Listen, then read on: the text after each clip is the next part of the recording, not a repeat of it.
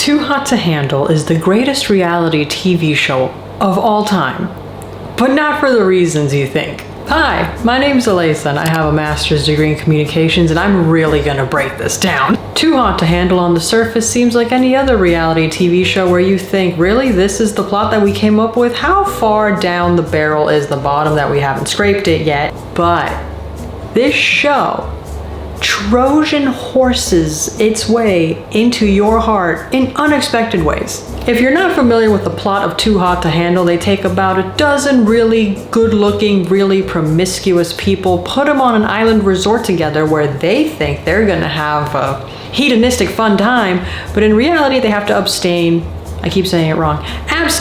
from any spicy contact with others and themselves for 2 months, and to learn how to develop better relationships with themselves and with others. Now, I'm biased. This is what my field of study is. I live for relationship building and analysis and human interaction in general. So, I didn't know what I was getting into when I started Too Hot to Handle. I, like many people that started watching Too Hot to Handle, we're watching it to completely trash talk the show because you think there's no way that this is a competition show. This is the bare minimum. Billions of people do this a day. It's not hard to not do the horizontal lambada, all right? But then something magical happens. You find yourself not relating to these people at all, to becoming thoroughly invested in their character development. And I say character development for clarity, just their development in general. They're not characters, they're actual people that they found out in the wild. And they auditioned and they put them on the island. There are currently 2 seasons of Too Hot to Handle. I've seen both of them. I hope there's 86 more seasons of this because this show is the antithesis of what every other romantic and dating reality TV show is. While every other romantic and dating reality TV show is superficial and only for the drama, Too Hot to Handle does something magical where it also teaches you how to build better relationships with yourself and others. Let me explain. At the start of both seasons, all the people get to the island, they start mingling, they start kind of, calling dibs on people, they start kind of seeing what's on the menu, right? And then the host, Lana, which is just a Glade scented cone you put in the bathroom, she breaks it down to everyone like, hey, guess what? You can't do any nookie for 2 months. And then they're acting like it's the end of the world. It's hilarious, the entitlement. So of course, thanks to Robert Cialdini's incredible book, Influence, The Psychology of Persuasion, we know that when we introduce scarcity into people's lives, they feel backed into a corner and freak the hell out. So this is something that's absolutely brilliant about this show. It's using principles of human behavior to drive the plot forward. To elaborate further on Cialdini's point, when you introduce scarcity, people start making impulsive decisions because they want to have some semblance of control over the situation. However, given that Too Hot to Handle functions on like a group class type of system, right? The prize money that they win at the end, depending on the season, $25,000 to $50,000. Every time there is a rule break, whether it be people sleep together, somebody gives themselves some self-love, money is deducted from the pot. So it is in your best interest to not participate in these things because you end up losing money because at the end the pot goes to one person. So again, group class dynamic. It is my nightmare. I hate group classes. So right there, we are testing the reality of the people that are on the show. They are used to being promiscuous, hedonistic, getting what they want, not really thinking of the consequences, because it is obvious that many of the people on Too Hot to Handle were players or womanizers or whatever the term is, succubus, I guess, would be the term for a woman in this context. So you introduce the scarcity, they're freaking out because they don't know. It's almost like their identity is the fact that they're promiscuous. So this is step 1 to unraveling these people. Step 1. Eventually, you just kind of let them roam around the island. There's hidden cameras everywhere. You watch everything. It's a Big Brother situation. You start seeing who gets close to who, and you start seeing the personalities and the proclivities of these people. Eventually, they start having workshops with actual professionals in different fields of psychology, human behavior, romance, love, sex, everything, where they start to learn different skills to apply to their own lives and into their relationships, which is absolutely fantastic because this not only helps the people on the show, this helps the people watching. Because who can't relate to having some trouble in the love department or the friendship department or the relationship department? It's a highly relatable situation. So like I mentioned earlier, you become invested in the development of these people. You might even see yourself in some of these people if you happen to live the same lifestyle as them. No shame. If it's safe and consensual, do whatever you want. Now, as you become invested, you see that they start developing, that you start rooting for certain people on the show, and you're happy that they're developing healthier behaviors. This is where the show gets fantastic. About halfway through both seasons, no spoilers, a little spoiler, they introduced the concept of grenades. Not actual grenades. This is the term given to outside temptations being brought onto the island. So they add 3 new hot people to test their resilience and their willpower to see if they really are changing or if they're just mucking it up for the camera. Now, in season 1, the grenades are aware of the plot of the show. In season 2, however, the grenades are not aware of the plot of the show, where it's the job of the people that are chosen to go on the dates with the grenades to let them know what's going on. Now, if you watch season 2, this is a pivotal moment in the show because it really shows the character of one of the contestants on the show. What have we got so far? The beginning of the show is the uncertainty reduction stage of relationship building, where when you meet somebody for the first time, the only goal you have is to reduce uncertainty. Why is that?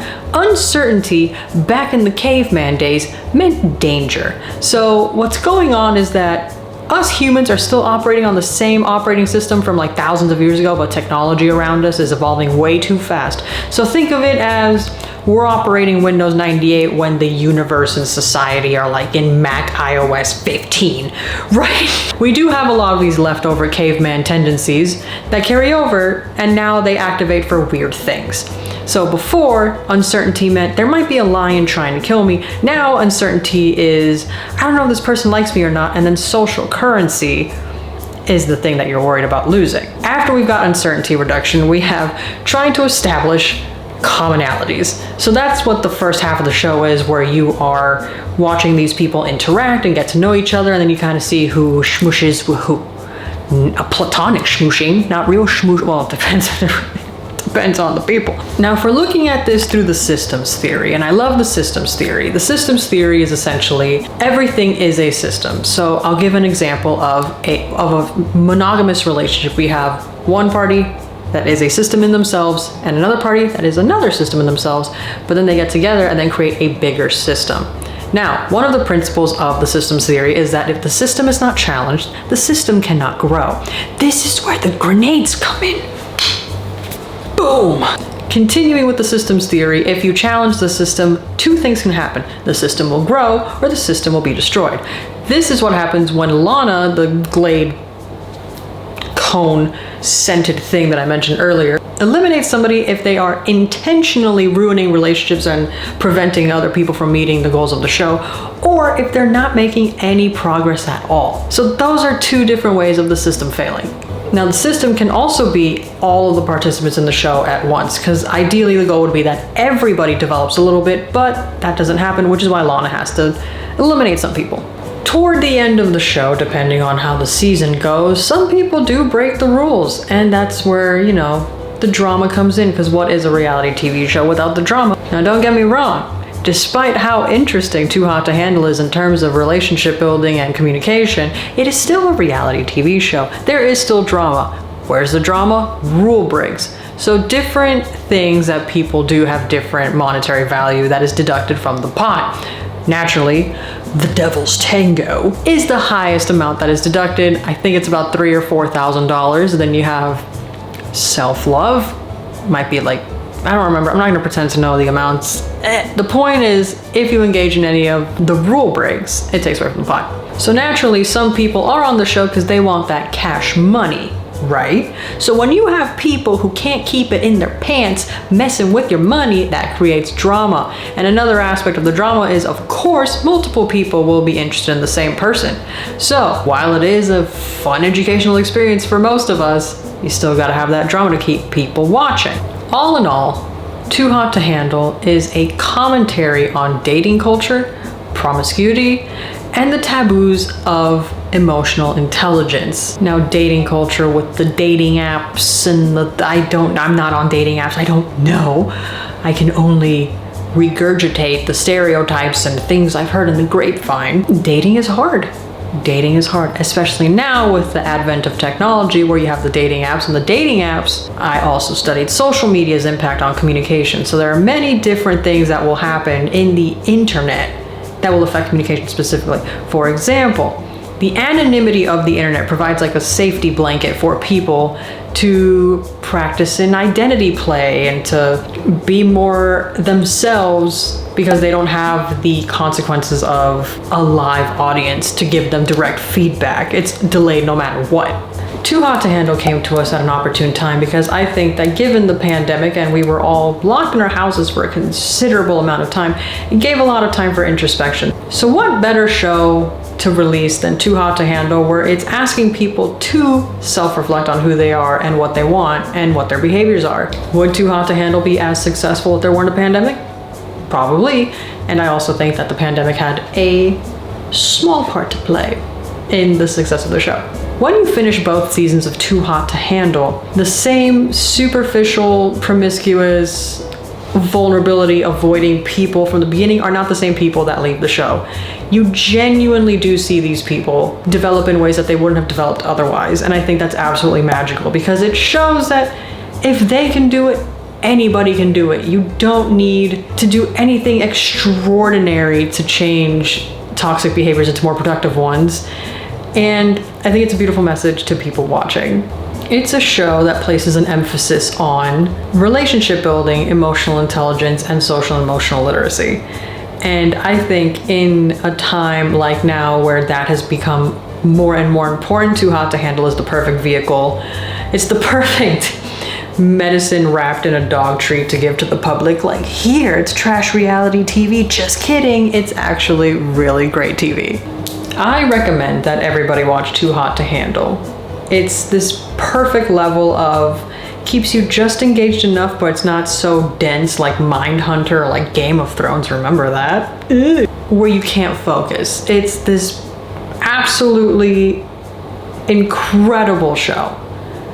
And I hope they make 10 million more seasons of it. I really do. I think it's important, and I think it's the start of something magical with reality TV. Thanks for listening to me rant about Too Hot to Handle for what seems like an hour. Like and subscribe, and I'll see you on the next one where I rant about something, or I might even just, who knows, I'm just gonna post anything I want on this channel, because it's my channel, and I can do whatever I want. Thank you for watching. Have a great rest of your day. Hey!